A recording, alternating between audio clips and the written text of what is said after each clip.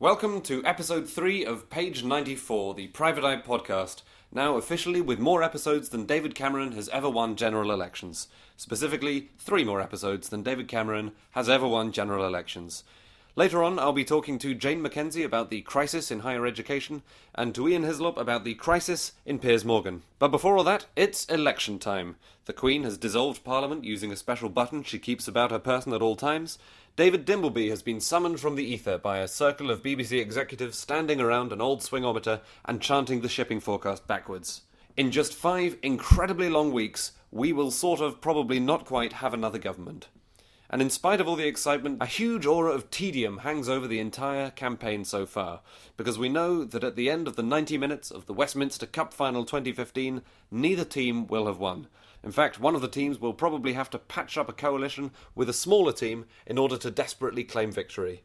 Add to that the fact that a small but sizable proportion of the crowd would like to break away and form their own stadium a little further north, and you have a recipe for tedium and excitement all at the same time. It will all be covered in the pages of the magazine and on this podcast. This week's magazine features the first of our Election Balls series, all the gaffes, howlers and bloopers that candidates have made so far.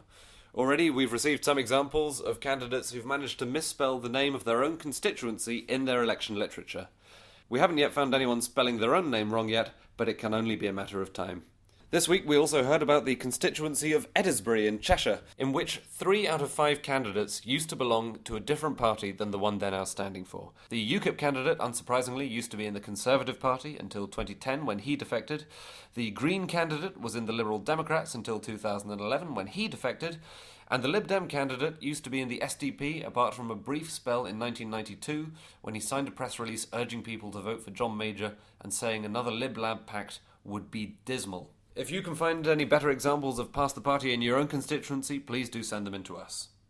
Now, despite the enormous bump in tuition fees over the last several years, from £3,000 a year now to the eye-watering £9,000 a year, higher education is not in great shape. Considering the fact that fees are so high, money is surprisingly scarce, unless you're one of the very few people at the top making enormous sums out of it. I spoke to the Eye's education correspondent, Jane Mackenzie, about just what is going wrong in the garden of higher education.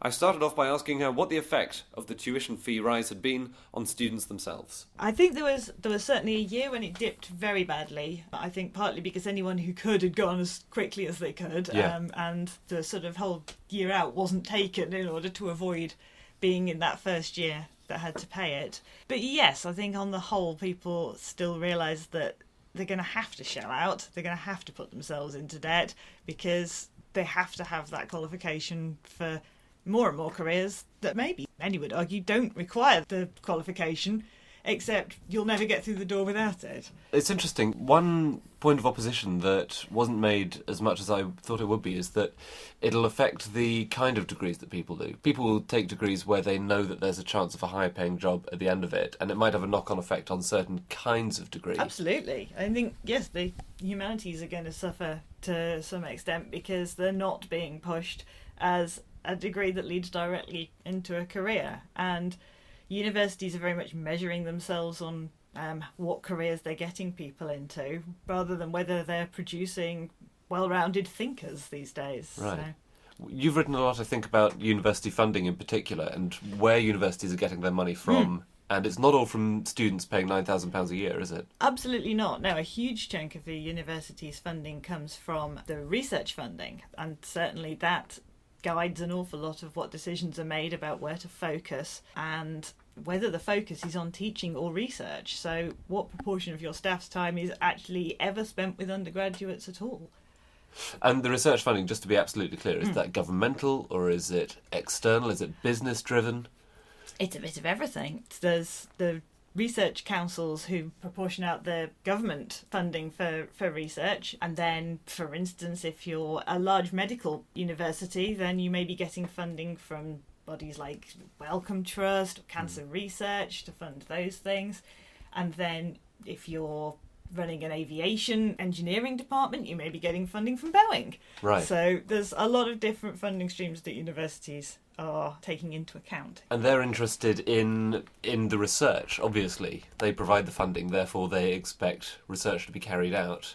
They do, and there are a lot of questions over the way in which that research will then be published. If it's owned by a particular company who've paid for it to be found out, then they don't want it published in an open fashion so that competitors can use it, and they certainly don't want failures published because that doesn't look very good for them. So it's turning university research almost into a proprietary research wing of your own company. Branch of R&D for companies, yes. That's extraordinary. And obviously that won't be happening as much in humanities departments because, no one needs to build a better kind of book. Yeah, you know. it's engineering departments and pharmaceutical departments, chemical engineering, all that kind of thing. Has that trend been increasing over the last few years? Is it to do with the funding gap that universities are turning to research more, or has it always been a feature of life at university? I think it's increasing. It will have always been a gap issue for universities because they want more funding to fund more stuff, but certainly a lot of things would now be being lost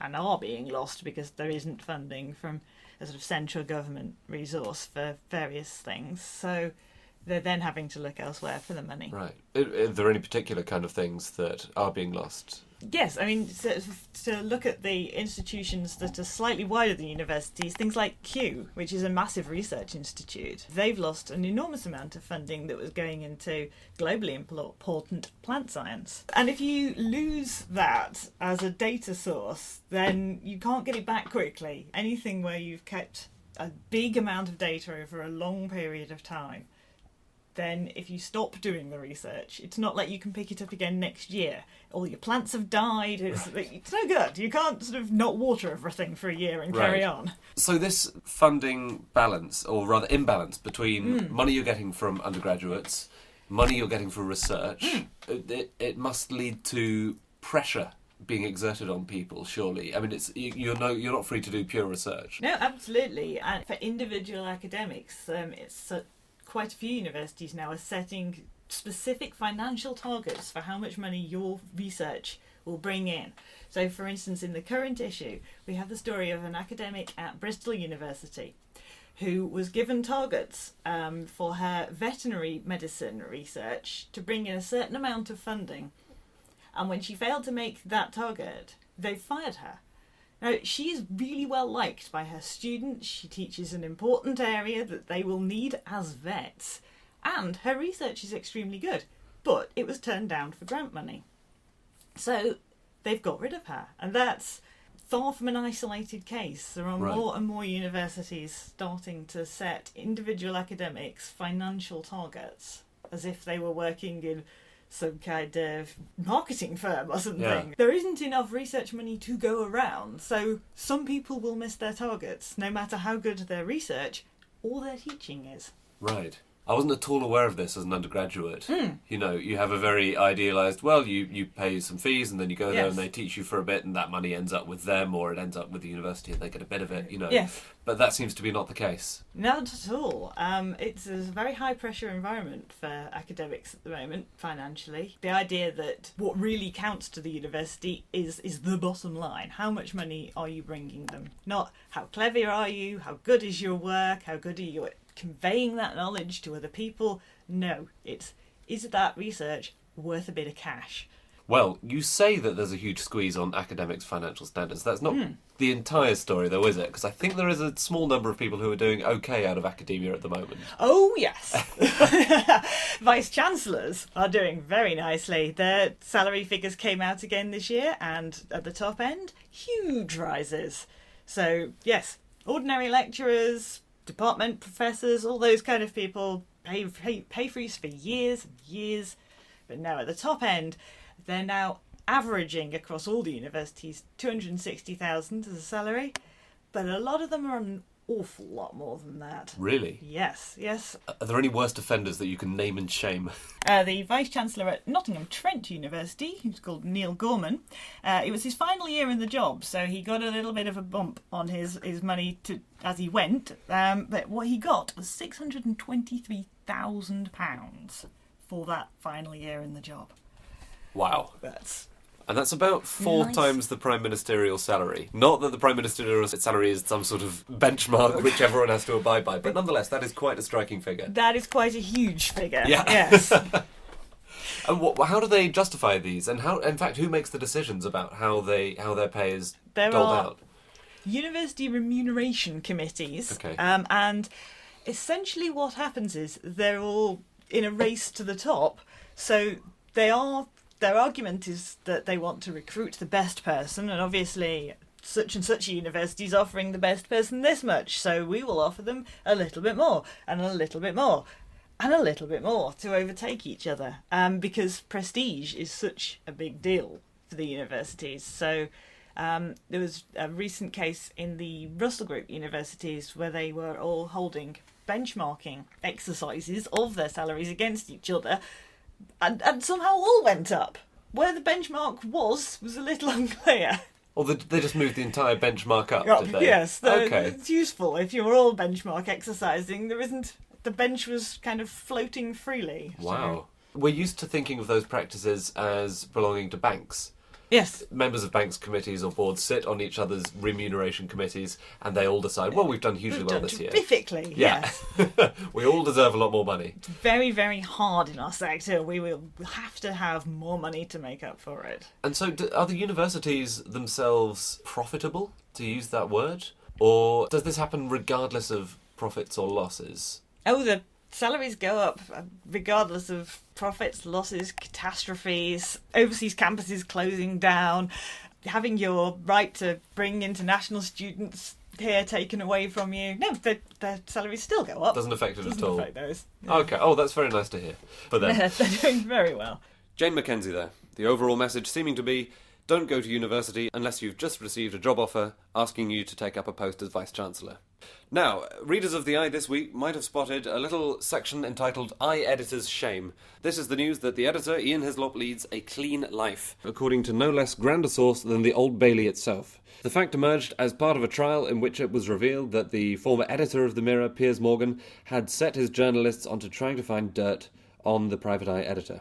Here's Ian Hislop on how exactly the story came about. Yes, well, I was obviously delighted to read that when I returned from holiday, and as usual when I go on holiday, I find that Francis Wheen, my deputy, has put in something to embarrass me.